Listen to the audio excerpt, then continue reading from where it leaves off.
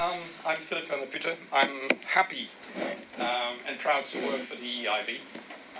It's an institution I really appreciate and respect.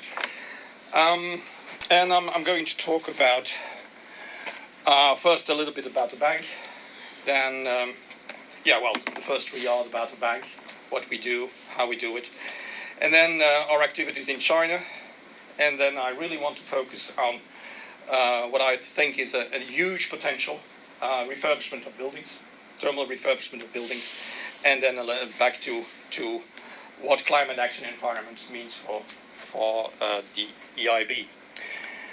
So EIB, created in '58, is the Bank of Europe. Purpose was to help by financing, help Europe to develop infrastructures, to develop and increase prosperity.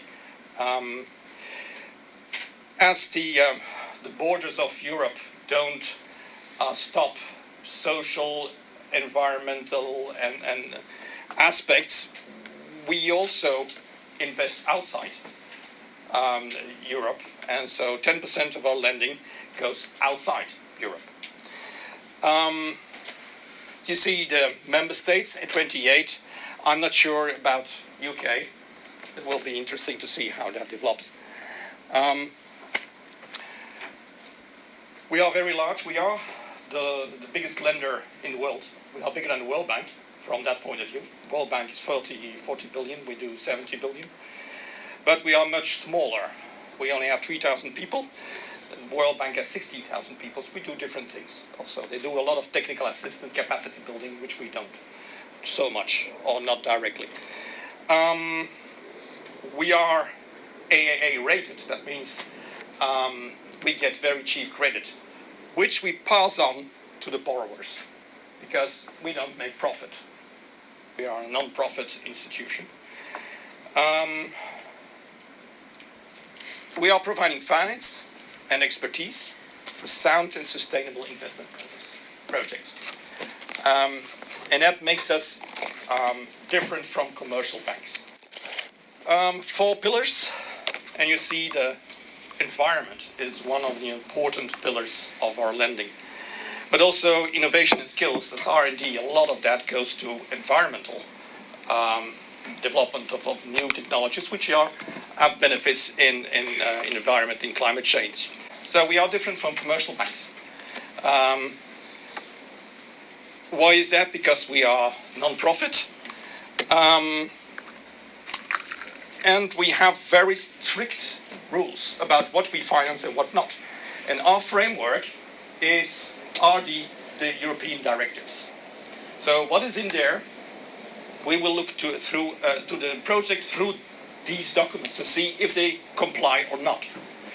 And then next to that, we have our mandates. So we follow the policies of the European Commission of Europe, and that means our mandates, they change. We never have mandates for 10 years because the policies change and we have to adapt. In principle, our projects that we finance must have a positive impact on society. And I make it very general because we look at everything. We look at environmental, social, economic.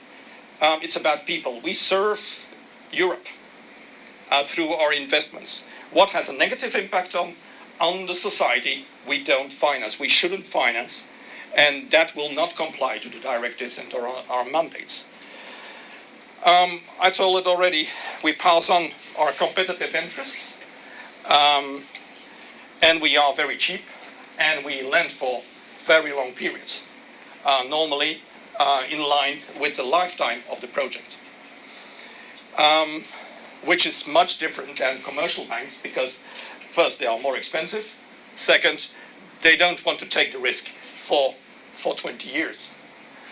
A risk which we try to back with guarantees from governments, or in one way or another. If we can lend to corporate, then we lend only to strong corporates. But we need guarantees, and I will come back to that later. So we only finance good projects, and good means also sustainable projects, in the way we think in Europe. And I will come back to that, because we think differently than in China. And we have at some moments a conflict there. What is good for us is perhaps not good for China, and what is good in China is perhaps not good for us. Although we have the same goal, we want the same thing. So outside, you have seen the 4 pillars, and then from that we have nearly 8 billion, more than 8 billion that we finance outside Europe, 10%. From that, you see Asia, Latin America is 1 billion, and a lot goes to China. Half of that goes to China.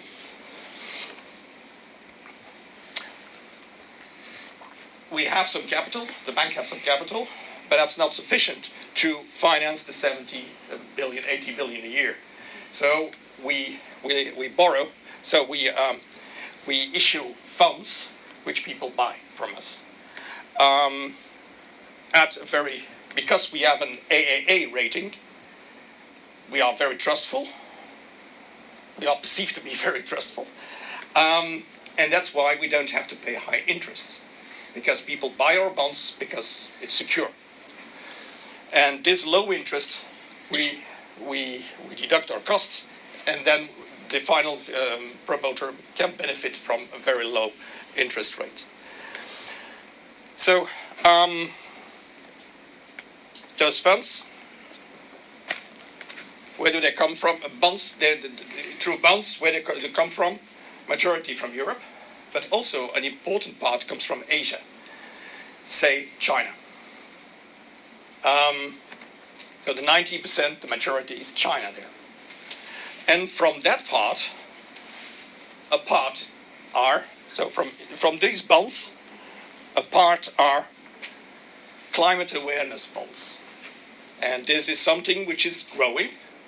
And we guarantee the people who buy these bonds that the money has only been used to finance projects that really have a positive impact on climate and environment, especially climate.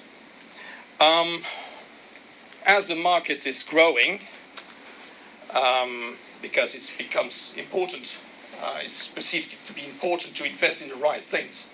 The market is growing, and we as a bank, we really want to play an important role, and first in developing the projects, to see that the projects that are financed are indeed very, very green and comply to the green bond principles. And I will not elaborate on this, but you can find information about what are the green bond principles. There is a difference between the eligibility criteria, but the principles are clear for everyone. Where there is a difference is between the eligibility criteria. What is climate change for one is not exactly for another. So we have our specific eligibility criteria. It's very new. Important here is that it is audited regularly, to be sure, to really make the buyer confident that he knows what he buys, and what he buys is what we pretend it is.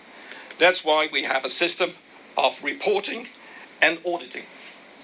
And this still will be elaborated over the next years. But it's new, and there's a learning curve there. There's a learning curve in the market, there's a learning curve with the institutions who provide these bonds.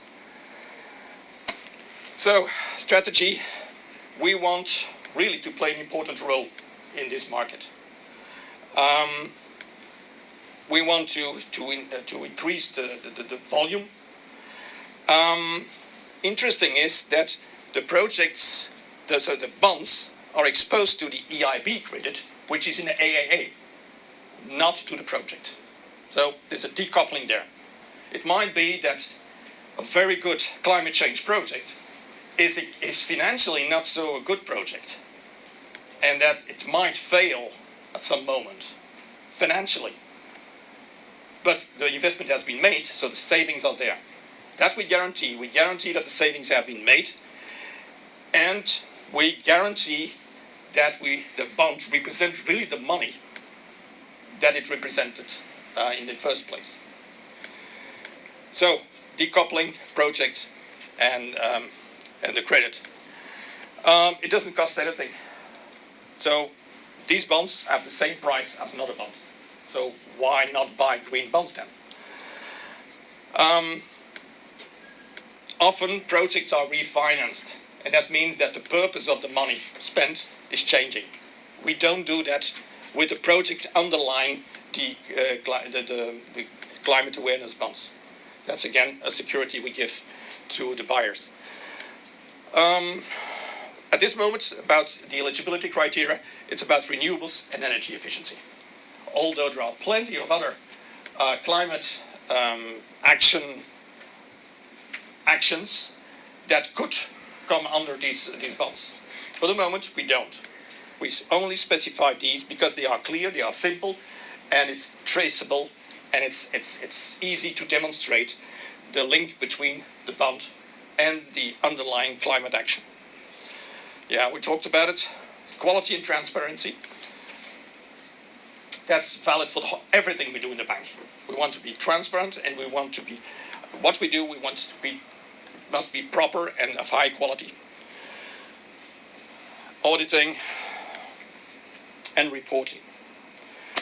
So it's new, but already there's a pretty good distribution. Although I said that China is buying most of the EIB bonds outside of Europe, up to now they didn't buy so many climate awareness bonds. I expect the more projects that we finance in China, climate action projects, the more of these bonds they will buy. So, next topic is about our history in China. We have a long tradition already. We have two mandates which are closed, focused on climate projects. Now we are starting new ones. Off the records, I can tell you that we have an agreement, an MAU to finance 500 million a year in China. We also co-financed the Beijing airport in 2007. Not really climate action, but we did. It was an exception also. Today, what do we do today? A lot. So we only focus on climate and environment. That's our mandate at this moment. A lot of forestry, energy efficiency. I will come back to that later. Coal to gas projects, district heating, and biomass. And now here I want to elaborate a little bit on the differences of Chinese policies and European policies. In Europe, we say we don't touch coal. Everything which is related to coal, we don't finance. In China, they say, well, some things we will convert. We are building windmills, but we can't finance windmills. The Chinese are also financing solar, but we don't finance solar in China for other reasons. So what we can do is finance, biomass or coal to gas. But, I mean, it's limited. Many projects in China are about improving the quality and the efficiency of coal infrastructure, coal firing infrastructure. This is something we cannot touch because this discrepancy between the European and the Chinese policies. I have to say that the latest evolutions in regards to biomass will make possible to use coal infrastructure to burn biomass. There are technologies today, and they are being developed, to convert residues, agricultural residues, to biocoal, which is a product which is similar to coal. It has the same density, same energy capacity, caloric value. It's hydrophobic. It is similar, and it can be exchanged, mixed with coal. So that means that where we now believe that coal plants, if we invest in coal plants, even if they are very, very good, it's wasted money, stranded assets. I just heard this morning, I did 2 hours late again, ago, sorry. But that evolution will change perhaps something. So biocoal is something which is being developed in China, also in Europe, and it will give another meaning to coal or solid fuel power and heat plants. We are now in the new mandates, we are looking into river rehabilitation, wastewater treatments, also e-mobility, although, again, there is some issues, economic, trade issues.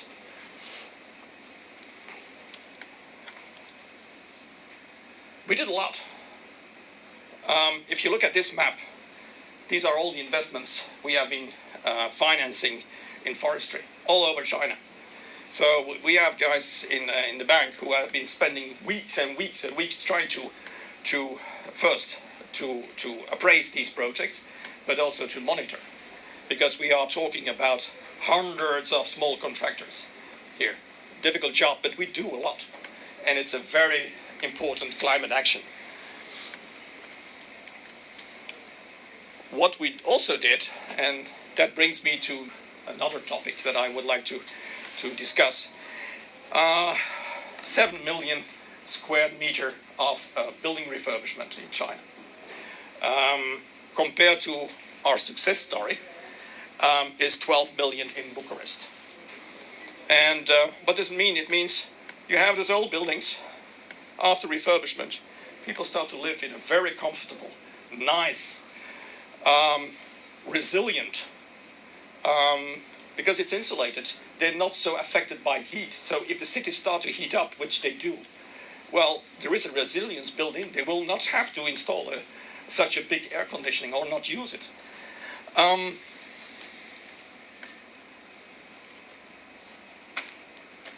And if you look at the quantity of lousy buildings that we have in so many parts, and all kind of moisture problem, cracks, everything, people would say, well, tear it down, build new ones. But refurbishing will increase the quality. Another example, and many of people live in such conditions. But back to what is possible. These are photos from the project in Bucharest. Bucharest decided, and it's all subsidized there. Why? Because they traditionally subsidize the gas, and if the people consume less, they have to pay less for the subsidies for the gas.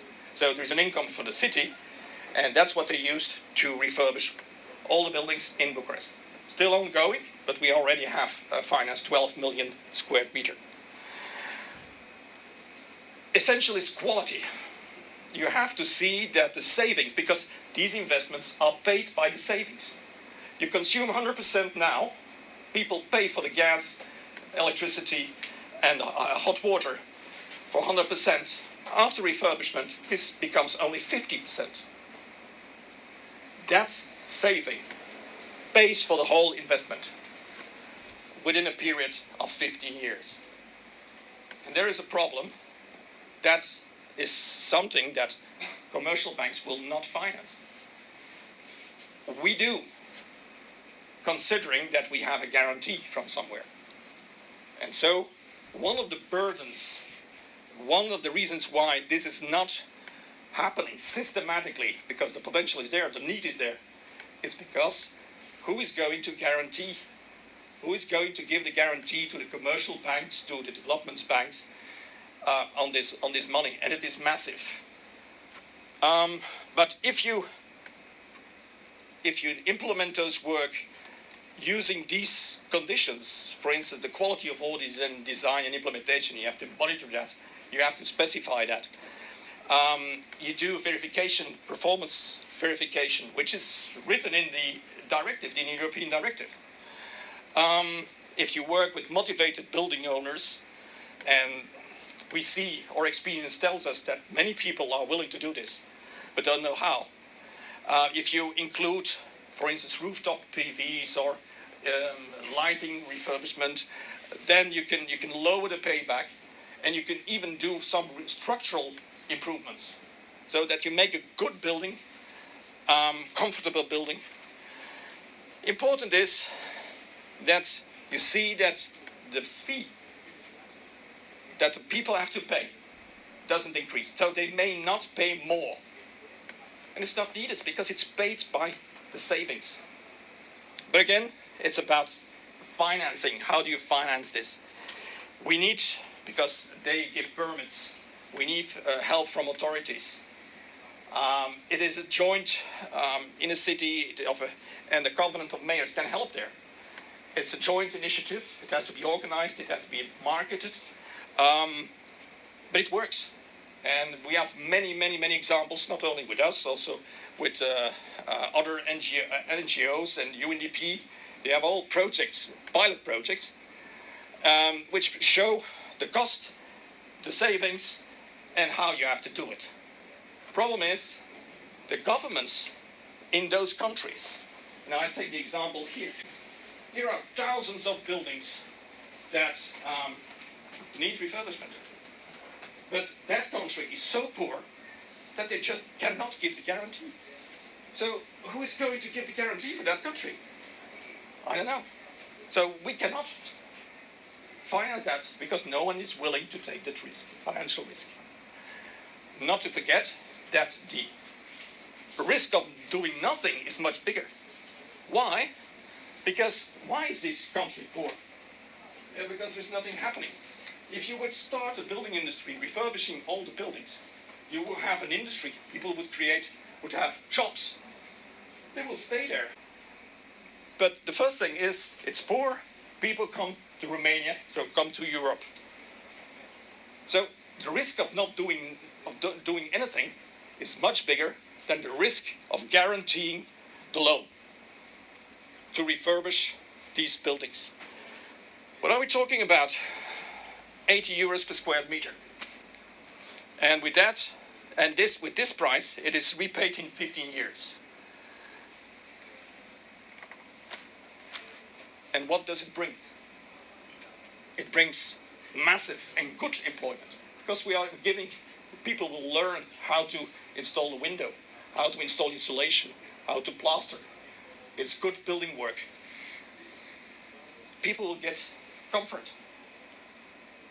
Many people in those areas, and it's valid up to China. In the winter, they have to live with 13, 14 degrees sometimes. Because the capacity is not there, or they are not able to pay for it. We talk about energy poverty. It's a phenomenon which is a real phenomenon. So insulating the buildings will bring the temperature up to 20 degrees. Has an influence on quality of life, on health. The buildings, they will increase in value. They do. Bucharest, 30% increase in values for the insulated buildings. It's a given. It's for free. People get it. And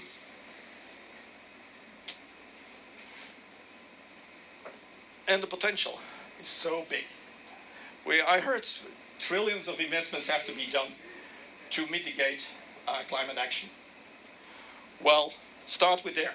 There are trillions of millions, trillions of euros to be invested. Still here, in this area. But up to all the old USSR buildings are in the same situation, everywhere. And it's in a way, it's a copy-paste thing. Because they were all built in the same way. And so it's a standard, could be a standardized measure. And there is experience, how to do it, how to manage it, how to leverage the payment, and so on. It's a typical example of circular economy, because the life of an asset is extended with 25 years. What's the alternative? Finally, people would leave the building. It would stay empty, it would use land. The area would deteriorate. And in the end, it will have to be torn down, and a new building should be built.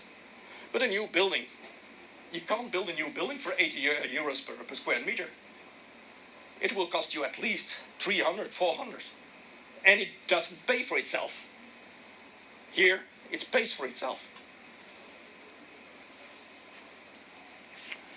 So, I think, and that's a personal opinion, I think